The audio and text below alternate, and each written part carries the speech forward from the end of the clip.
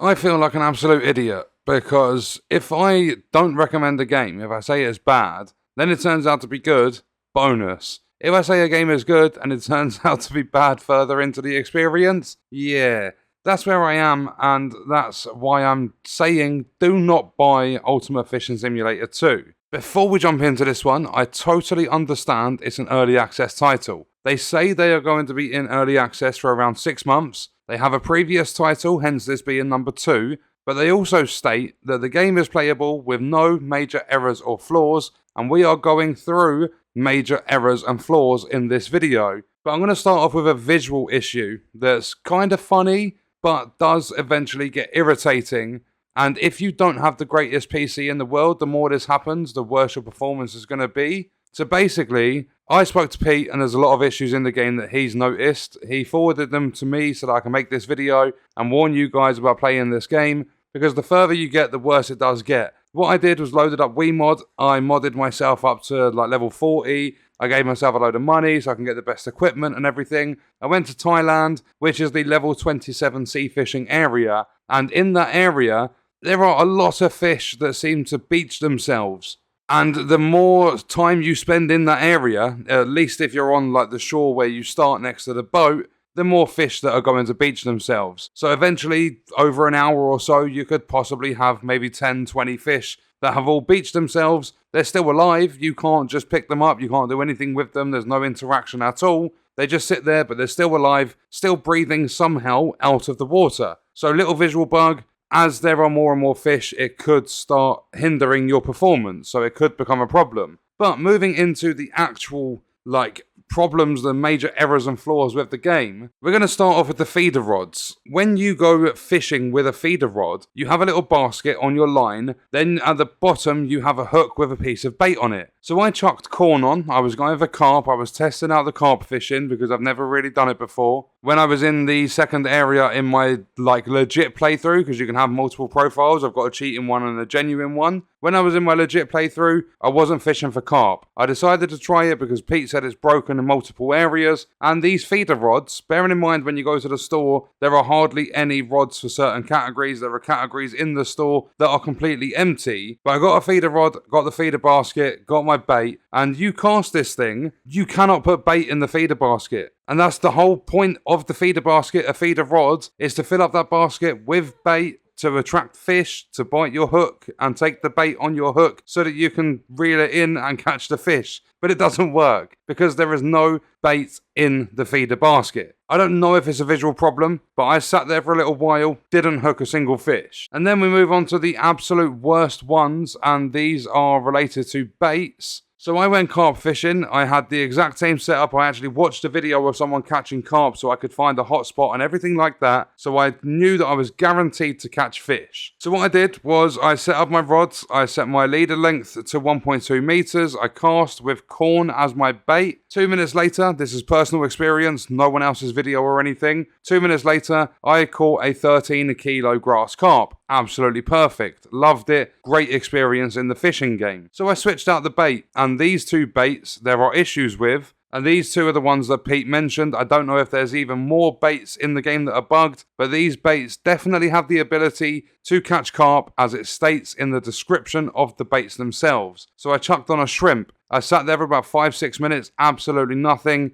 Pete said he sat there for a very long time, like half an hour or something. No bite whatsoever. Same area of the cast and everything like that, just nothing bit the line. Switched out to snails. Again, another bait with the ability of catching carp, didn't catch a single thing. So I switched out to corn again, and boom, 2 minutes later, another grass carp on my line. Reeled it in, caught the fish, released it, got my XP. So shrimps and snails do not work. You could potentially sit there for hours and not get a single bite, thinking you are doing something wrong when you are not. It is the bait that does not work. And remember, they stated no major errors or flaws. That is a major flaw in the game, with a fundamental thing being the bait that you use to catch fish. So corn does work for carp, shrimp and snails don't seem to work whatsoever, and I'm not sure if there are other baits in the game that have the same problem. Another little issue that ties in with this is it doesn't matter which float you are using in this game,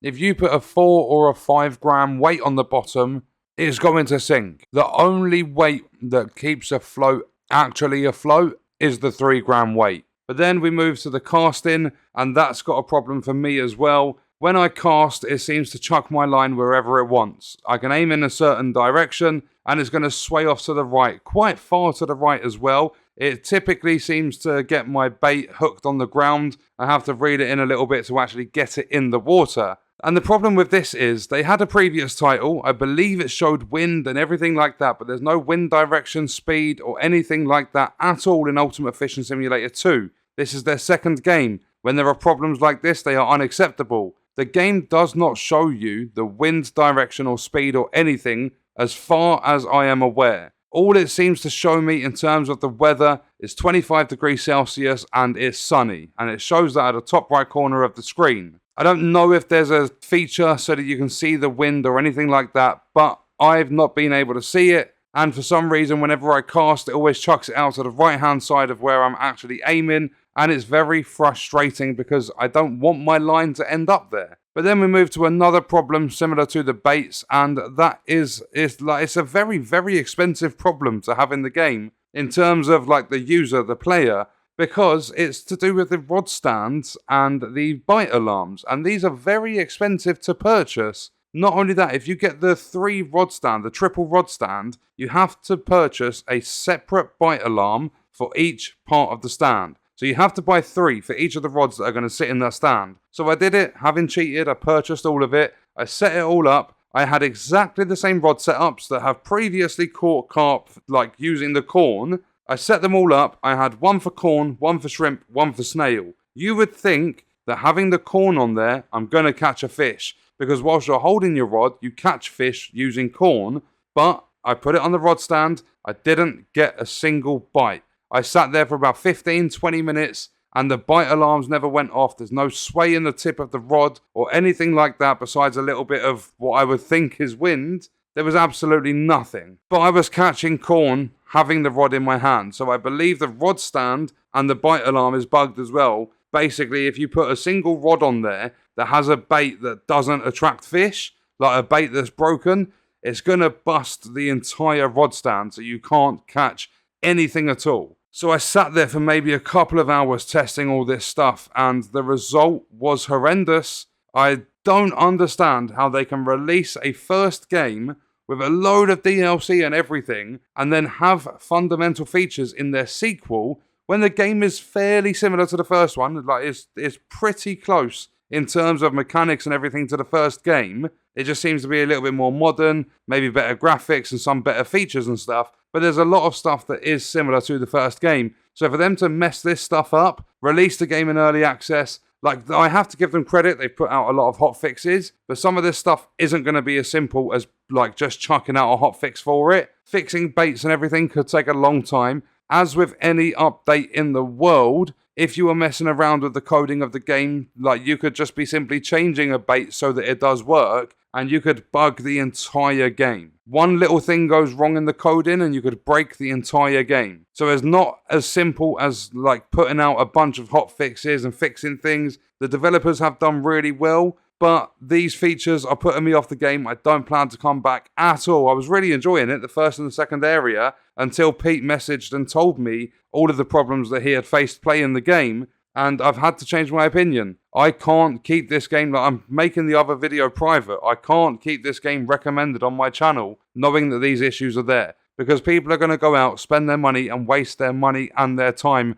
on this product at this current time. In the future, could be worth it. I'm not going to touch the game for at least a month or two. I'll come back, I'll check all the patch notes, I'll see if they fix these issues. If they have, I'll jump on, try them, make sure they work, then I could come back and change it again and recommend the game. But if not, I will not be going anywhere near the game. They can basically fuck themselves. I'm sick and tired of seeing this stuff happening in games. I don't care if it's early access. It's going to be a little bit more acceptable if they haven't mentioned anything in their description about the game and how it's playable. But you pretty much have to do that because, like, there's a category, what's the current state of early access? And they have said there are no major errors or flaws when there are multiple major errors and flaws that are going to leave a negative experience for the player.